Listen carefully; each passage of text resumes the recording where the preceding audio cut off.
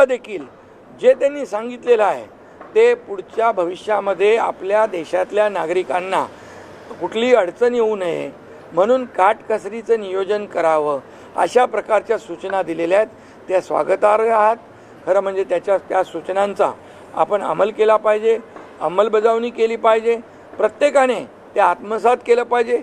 याच्यावर यामध्ये जे काही त्यांनी प्रधानमंत्री महोदयांनी सांगितलेलं आहे हे देशहितासाठी सांगितलं आहे. ते नेहमी म्हणतात नेशन फर्स्ट, राष्ट्र पहिलं आणि बाकी सगळं नंतर. आणि म्हणून मी त्यांचं स्वागत करतो. मी स्वतः त्याची अंमलबजावणी आजपासून केलेली आहे. EV कारमधून मी ठाण्याहून मुंबईला आलो.